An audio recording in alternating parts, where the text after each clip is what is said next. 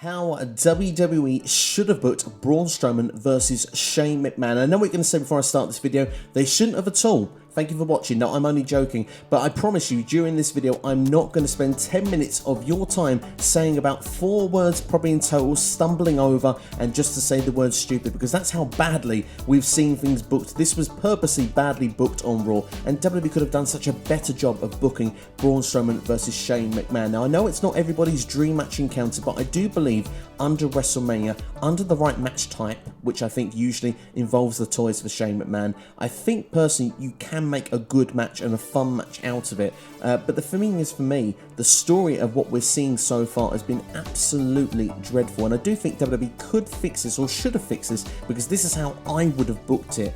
Remember last summer we had that awful Shane McMahon experiment called Raw Underground. Now of course Shane McMahon, that was his own little personal fight club. He was building and making new stars where he had sort of fights going on that didn't really have many rules, and this sort of ended abruptly. It was kind of pulled from WWE TV, but the last person that was in there causing chaos was Braun Strowman. He was going in there each and every week and beating people. He even beat Shane McMahon's prized possession, Dabba Kato. Now if this had been brought to fruition here on TV of why Shane McMahon's come back and picking on Braun Strowman and picking a fight with him, this would have gave perfect ammunition to build a storyline, because if Shane had gone for this reason, you stopped me building future stars, you got Raw Underground cancelled, this would have had more stigma, let's have more reason to have this feud going on. And the beautiful part of this as well, there are people like Arturo Ruas, Riddick Moss, I've already mentioned Dabba Kato. They could have been brought in to back up Shane McMahon to take on Braun Strowman weekly on WWE TV in some sort of matches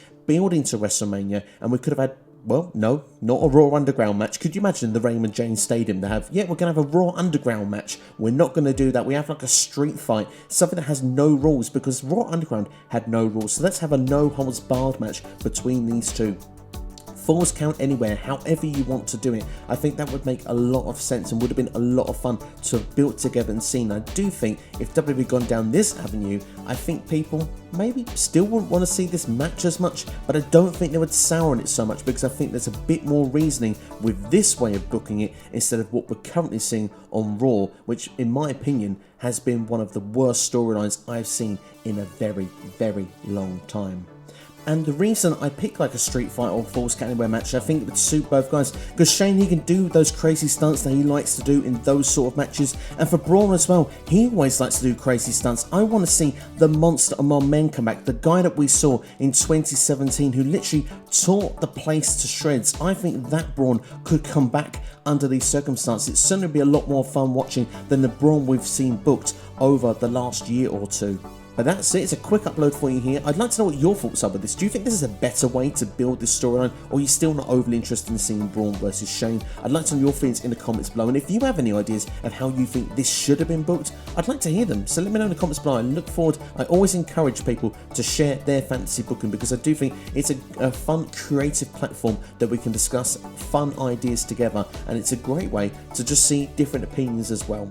But that's all for me. Thank you for watching. This has been a short upload for you here today. More videos to check out on the channel as well as always, so make sure to go and subscribe, hit the bell on the notifications to all. You know when new releases are made, and you've got plenty of videos to go and check out in the archives right now. But that's all for me. Thank you for watching. Make sure you have yourselves a great day. I'll see you next time here on SCW.